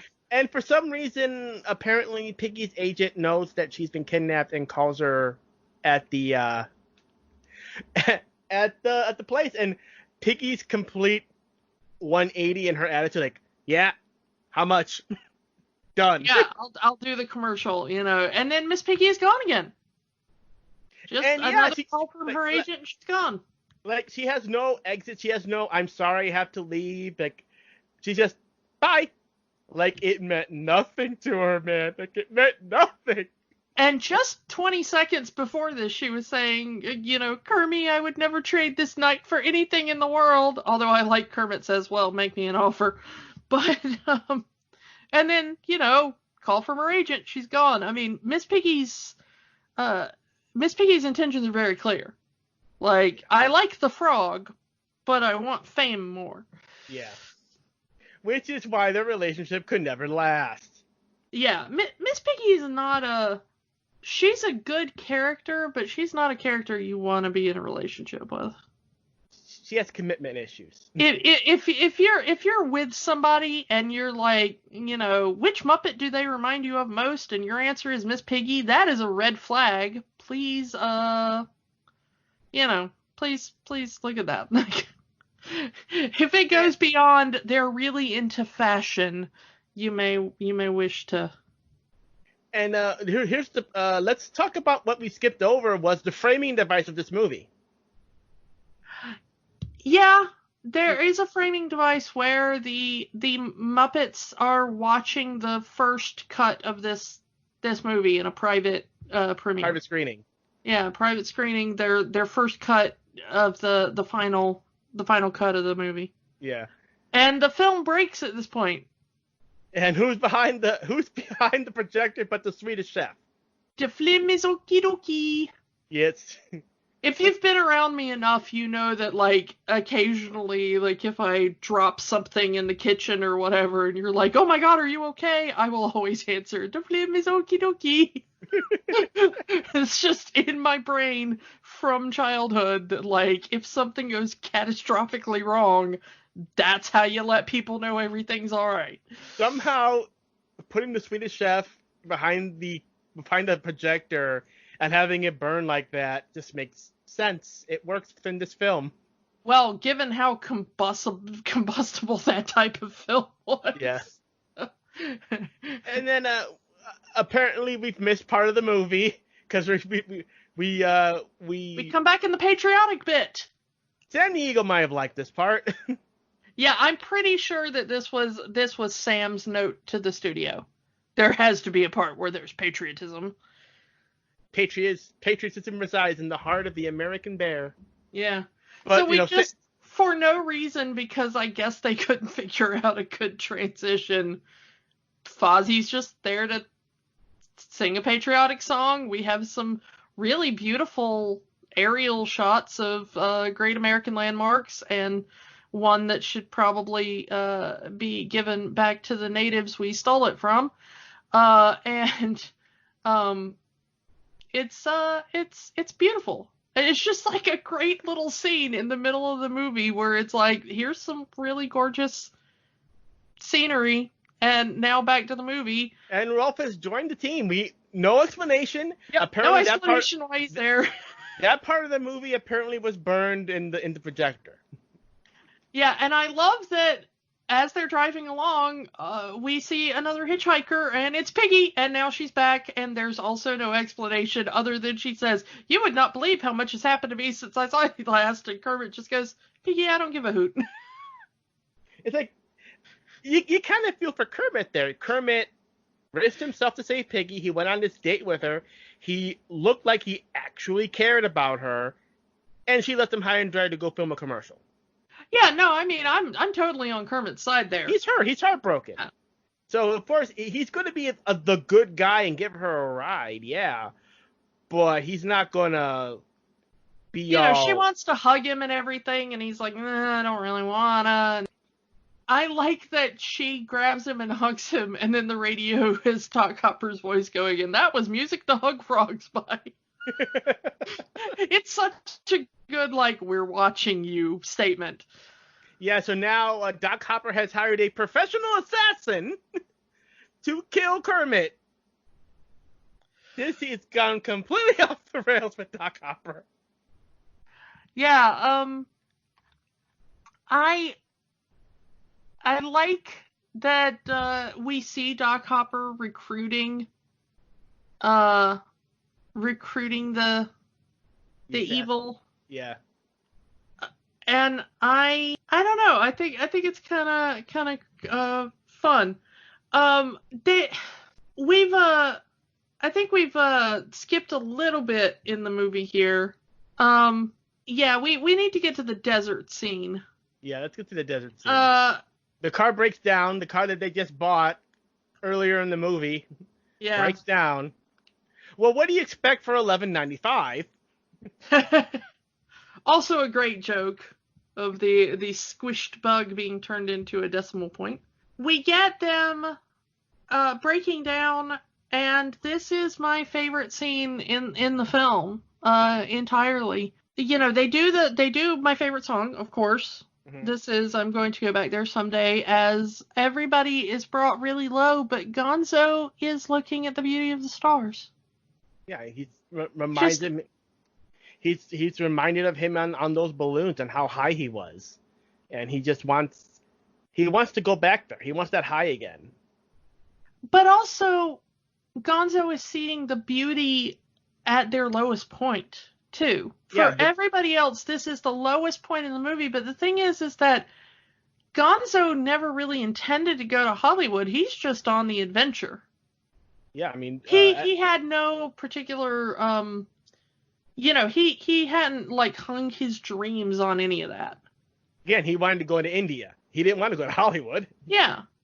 And so as everyone else is kind of mourning the loss of what they thought was going to happen, Gonzo is reminding them, like, but look around, look at where we are. There's real beauty here, and look at the gorgeousness of the sky, all the stars we can see out here away from city lights, and I love this scene. And I do love how you get Rolf on the harmonica, kind of getting there. Fozzie joins in with the guitar, and Piggy actually sings backup. So like they're all kind of all joining in Gonzo's optimism. Yeah, this is one of the most lyrically beautiful songs too. I just love the poetry in the lyrics, and there's some great, really impressive lines. But this is the point where Kermit has to go soul searching. He's sad because everybody was looking to him for something, but he never promised them anything. He just said, "I'm going this way. If you want to hitch along, you can." And then he realized that he did promise somebody.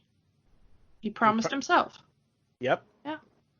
Even his phantom self there, he's literally talking to himself. He says, if you weren't here, you'd be back on that log in the swamp, and you'd be unhappy. Yeah, because it does seem that Kermit did have dreams. I mean, he's singing Rainbow Connection at the beginning. He's singing "There's Something That I'm Supposed to Be." And at this point in his lowest, he says, "I'm just a guy that watched too many movies." Yeah, and boy, do I know that feeling. Mm-hmm. That's like tattooed on my soul, It's been a thing I ask myself a lot. Like, you got all these dreams, but maybe you're just a weird kid who watched too many movies, But he realizes that, he enjoys being with these, weirdos pigs and bears and chickens and things. And he goes back to the camp, and there's the Electric Mayhem. Yep, and he hears that very familiar sound. Can you picture that? Everyone's joining in. Yeah, I do have to say the added harmonica to that song really makes the song slap even more. Yeah, everything about that is great. But how did they get there? How did they know where they were? Well, they read it in the script. It was in the script. Yeah, duh, Kermit. That's what you get when you leave the script. So we're on the tour bus, and they get stopped by Max, dressed as a cop. Motorcycle cop is a sweet nothing. Max, I love that line. Whisper sweet nothings in my ear. Motorcycle cop. Motorcycle cop is a sweet nothing. I love that. That's like Kermit and Piggy's relationship in one little section. But I do love, like, Piggy is about to knock out Dr. Teeth when he's about to call the cop a pig. Yeah. Well, we don't want to insult pigs. Yeah. But Max is there to warn them. He says that Hopper has hired that assassin we mentioned before, Snake Walker, which has got to be the best villain name, and I'm so sad that it's like a 2-minute character in a Muppet movie, because we need Snake Walker to be like a massive star. But he's a frog killer. Yeah. He's a specific frog assassin. I don't know how that happens, but okay, it's if a Hollywood studio can specifically have an audition for frogs, you can have someone whose profession is to kill frogs. My favorite, I forgot to mention it, but my favorite thing is Kermit's logic when he asks Fozzie to go along with him. He says they're looking for frogs, so they must need bears. Yeah. I absolutely love that non-logic logic in Kermit's head. Like, obviously they're going to need bears, too.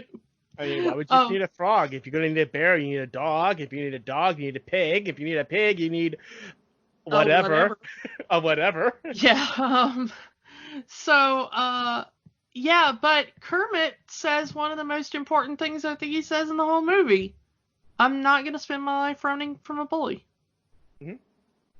Kermit's gonna face it, and it might go bad, but he's not gonna spend his life running. So he says, No regrets. No regrets for Kermit. He says that they should meet at a ghost town that is conveniently down the road, and they're gonna have their little Western standoff there. Enter Bunsen and Beaker.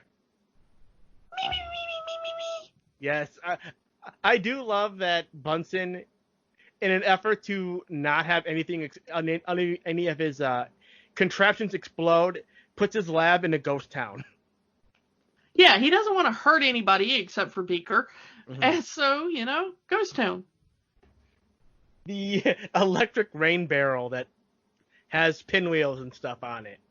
Yeah, I love how useless that is. Like, just why?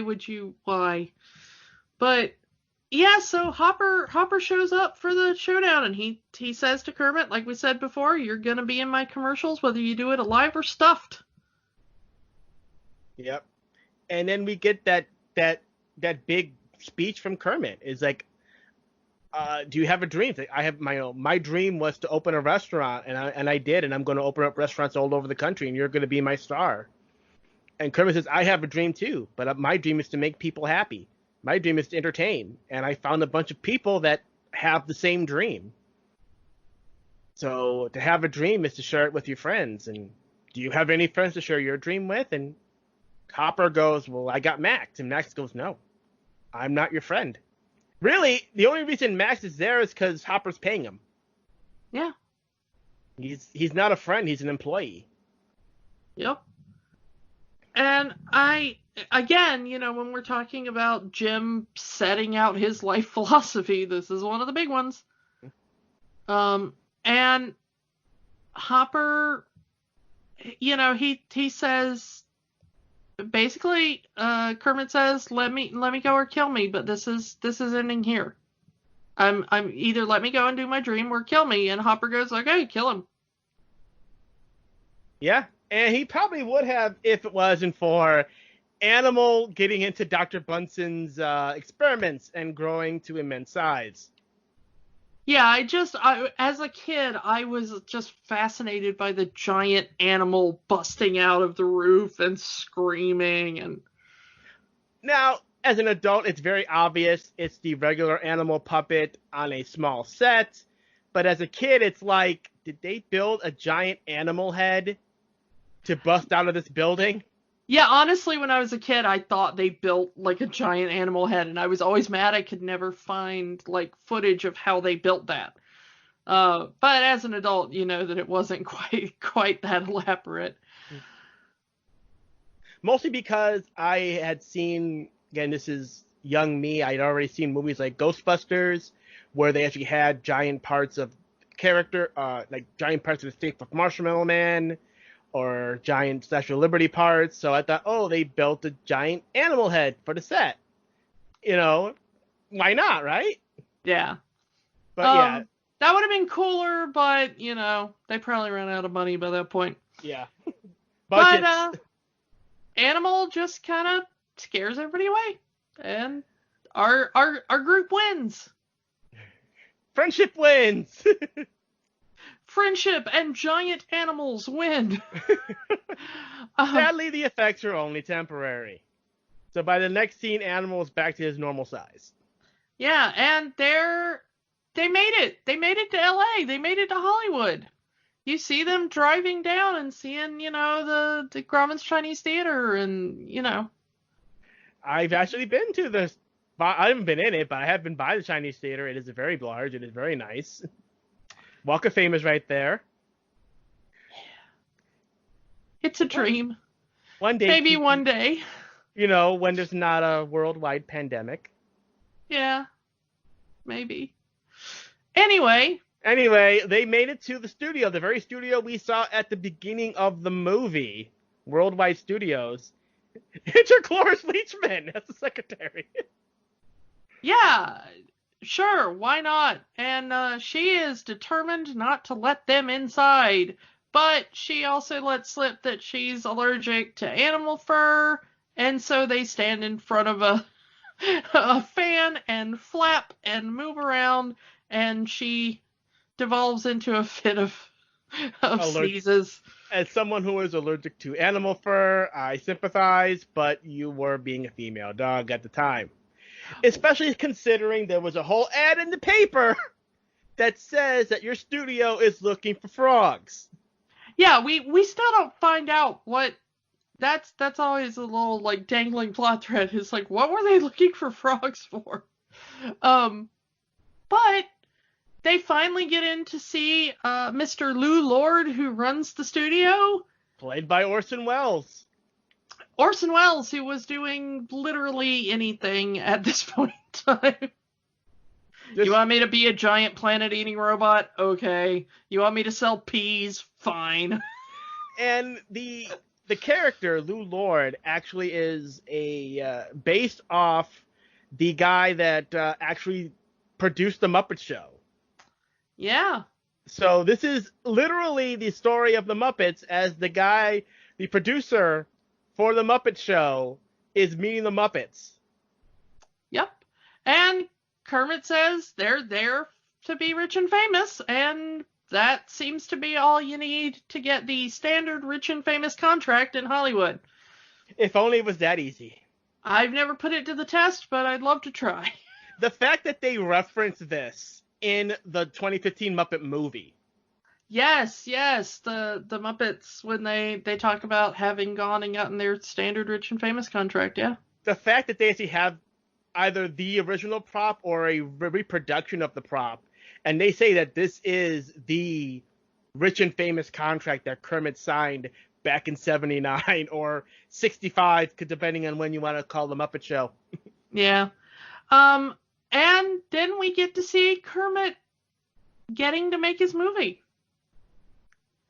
This is Jim making his movie. Yeah. It really is. And you get the song The Magic Store.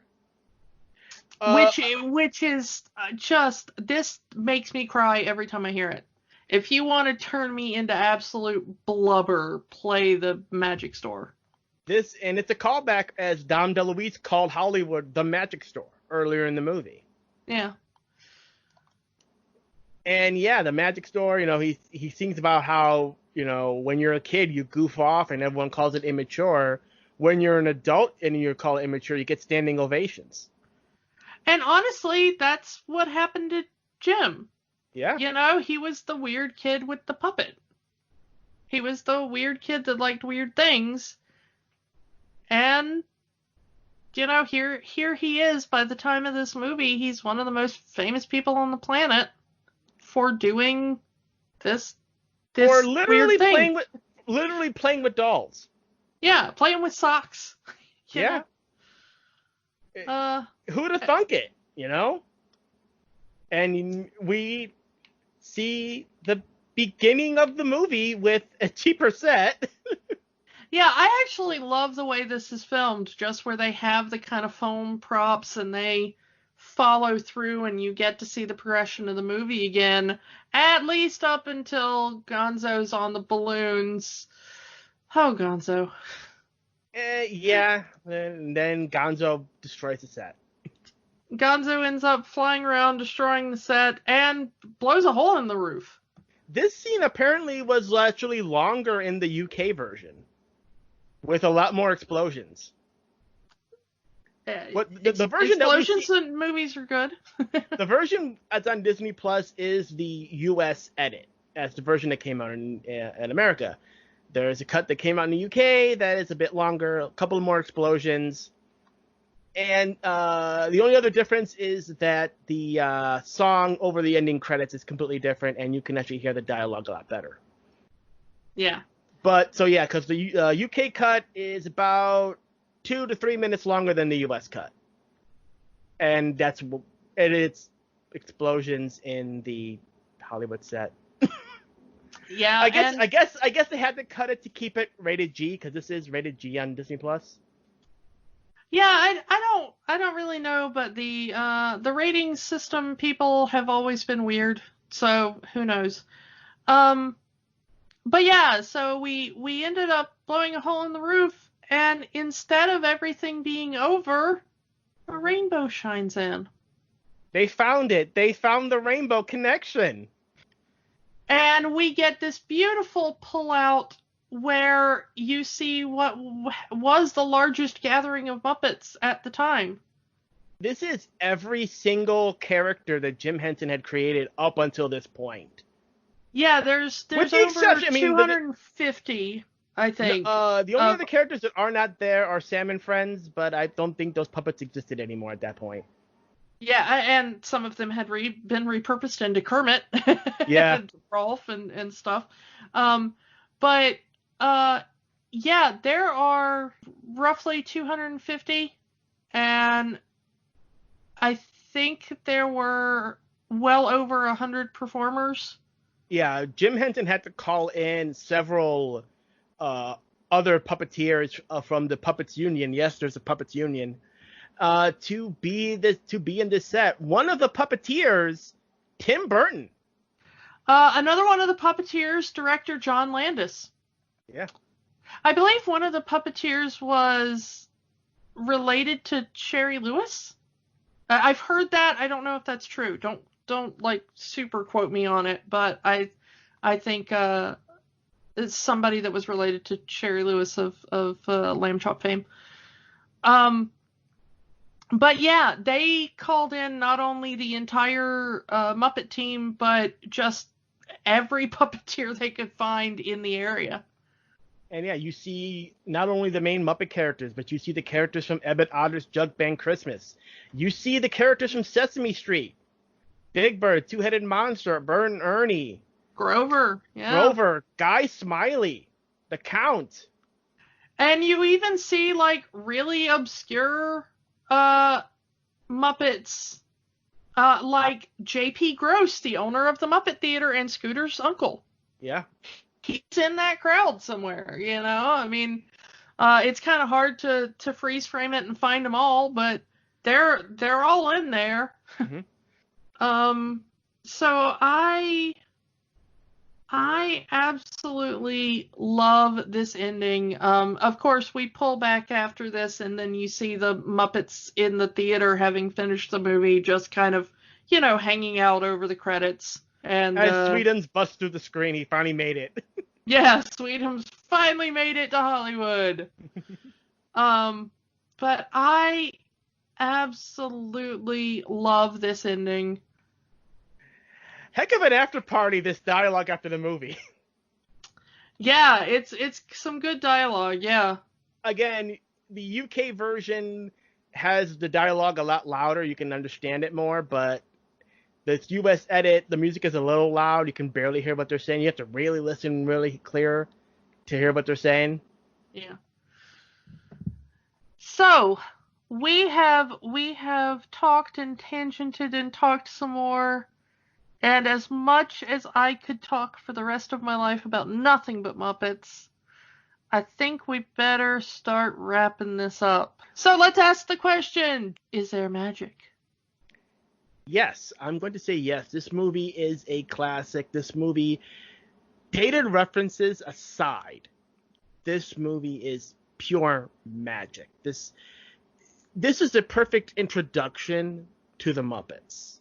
If you know no one, if you have someone who's never known anything about the Muppets, show them the Muppet Movie.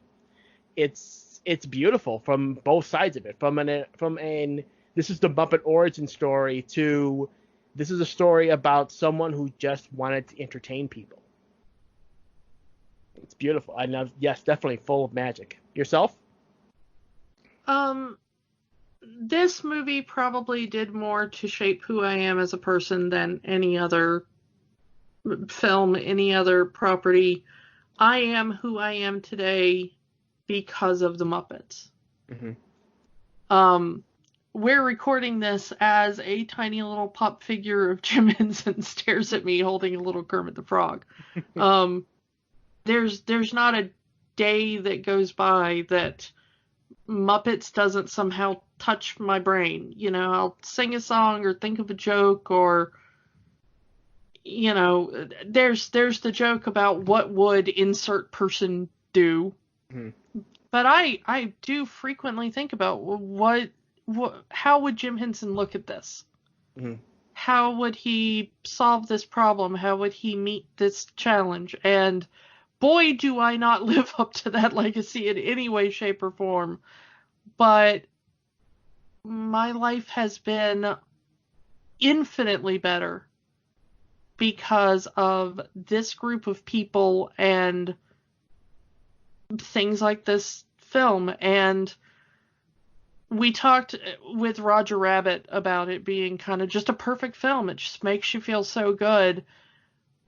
While that one will make you feel good, it's a good just spirit raiser, and it makes you laugh, it makes you smile.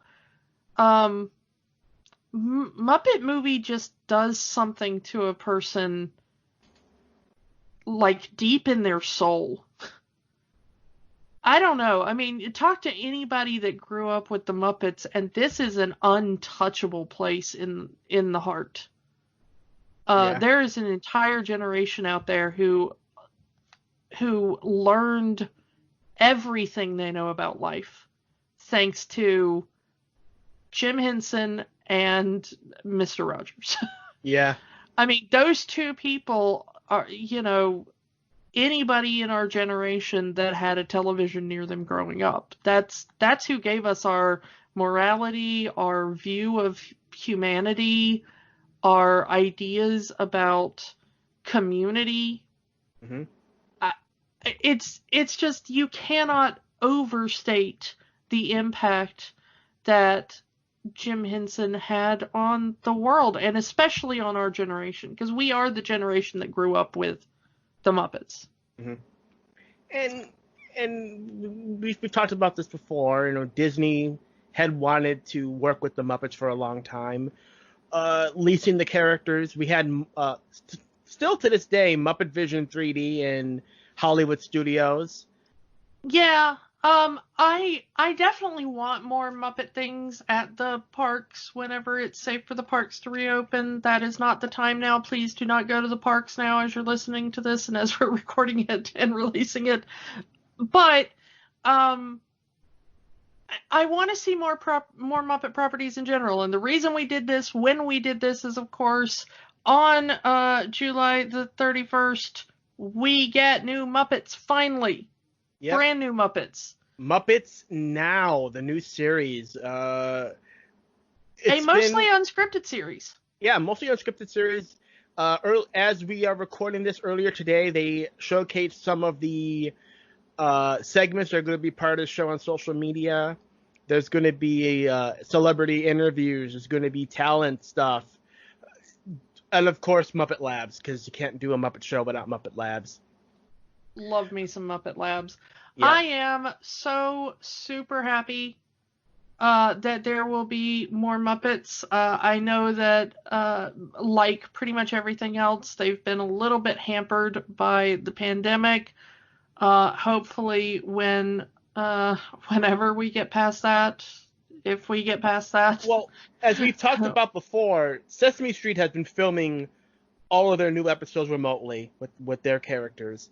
The new Fraggle Rock has been completely filmed in quarantine. How much of Muppets Now was filmed during the quarantine? We don't know. We know their latest commercial has, because it's a Zoom call. Yeah. But they've done a lot of good things recently. They recently did a bit with James Corden for his late show, where they did another Zoom call. I love it because you get to see the Muppet performers figuring out some part in their house that fits their character. Mm-hmm.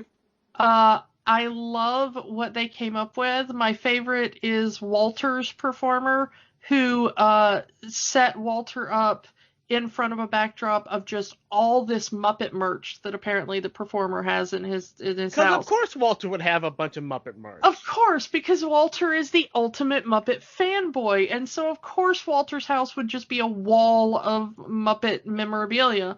Sam the Eagle is in front of a giant American flag, and Animal is drumming from in a garage. It's great, and I love it. I love the creativity of these performers. I love how flexible that they've been during all of this.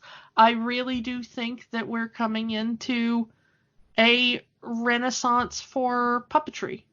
Yeah. And I'm up. so here for it. Yeah, puppetry has kind of gotten a bit of a resurgence due to the pandemic. It's all we got. I mean, I mentioned before, toilet paper has really gotten mega popular during the pandemic. Yeah, please, if you're on TikTok or YouTube, please go look up toilet paper. There's an excellent. There's an entire section of TikTok that's just puppets, and they've gotten really popular. And of YouTube too. I mean, there is a really impressive growing community of kind of DIY puppeteers that are doing things over the internet. If you love puppets, there's a lot of stuff out there. Toilet is a good place to start. But there's also a Bird Called Radio is out there doing some amazing things. Paint by Monster is out there doing good stuff. There's all kinds of amazing things that are out there if you just dig just a little bit. Honestly, if go look it up. Yeah, if it wasn't for Jim Henson, we probably would not have things like MST3K. Definitely not. Joel absolutely said that Jim Henson was a huge influence on him. Mm-hmm. And I know that Trace Beaulieu was also the puppeteer for Crow,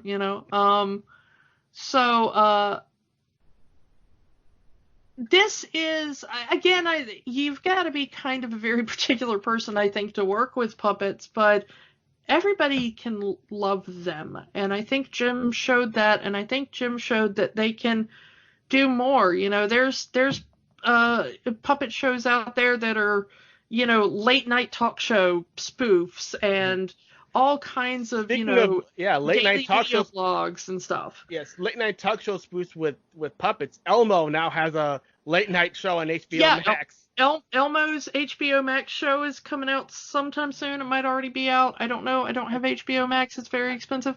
I think there's 2 or 3 episodes of it now.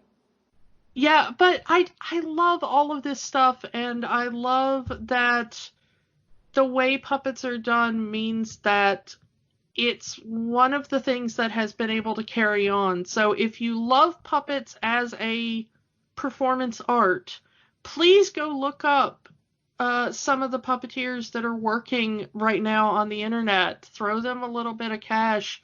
Help keep them going. Keep them afloat during this time when some of their other work is being done, because some of this stuff is kind of what's been keeping me going. And if you can't support them monetarily, just spread the word. Share the videos. Yeah, absolutely. Love these people and love what they're doing. Sunday night, afternoon, whatever, every week with toilet paper is one of my favorite things. You will always find me in the chat room. So wonderful, so uplifting. And it reminds me of that same Muppet spirit. And I applaud all the puppeteers out there, the Muppet performers, and, those who are, working with their own original characters. Thank you for what you're doing. If you're listening and you're a working puppeteer, I love you. Yeah. You are my jam. Yeah. So, may you never sit down. May you never get arthritis. Yeah. Carol Spinney worked with that until the day he died, pretty much, and bless him for it. He may have been too old to be physically in the Big Bird costume, but he was still Big Bird's voice up until the end. Yeah. So, we need to wrap this up. We thank you so much for sticking with us for this long. We know it's a little bit longer than we usually do, but there is just, you can't stop talking about the Muppets. I dare you. But please don't stop talking about the Muppets. Yeah. Please go watch. I mean, I'm definitely going to be checking out Muppets Now when it premieres. When this episode comes out, it'll be this Friday, so please do so. And go watch on Disney Plus that 2015 The Muppets show from ABC. A lot of people did not give it the credit it deserved when it came out because they felt it was too different. Please go give it another shot. It was really brilliant. the big complaint was that it wasn't the Muppet Show. And it wasn't trying to be. It was trying to be something different. Yeah, but it's still there. That show, we're going to talk about that show eventually. I guarantee it, because I want to talk about that show. But go give it another try. It's a really good show. They were doing good things there, and I'm really hopeful for the new show. So before we keep talking about the Muppets, what are we doing next week? So there were plans for this show that now aren't happening because there's still a worldwide pandemic. But that doesn't mean we can't go on summer vacation. A virtual summer vacation. So the first stop on our summer vacation next week is going to be a road trip. We're going on a road trip with Goofy and Max, because we're talking about a Goofy movie next week. Cannot wait. Ready for some Tevin Campbell? Yes. All right, so yeah, that is all we've got this week. Check out Muppets Now on Disney Plus when it premieres, because the Muppets need all the love they can get. Check us out on our own pages, on iTunes and on Spotify. Again, give us reviews because it would really help us out. And Come we will chat with us on Facebook and Twitter. We love to hear from you. Let us know your feedback, things you want to hear more of, things you want to hear less of, random ideas. Do you disagree with something you said? Do you think we missed something? Let us know. We want to hear from you. Yeah, the good and the bad. If you have an idea of a show that you want us to do, send it our way. We will consider it. But for that, we do have to wrap this up. As we will be talking here about, this will be like a 12-hour podcast talking about the Muppets. If that's what you want to hear, please tell us. Otherwise, we have to get out of here. We will talk to you next time. Bye. Gotta go. Thank you for listening to Rewatching the Magic. We invite you to keep the magic going by joining the conversation online. Find us on Facebook at Rewatching the Magic, on Twitter at Rewatch the Magic, and of course, find all new episodes at rewatchingthemagic.podbean.com. Until next time, remember, the magic is for everyone. It only stops if you let it. I think it's time to take our medication. Where do you want to take it?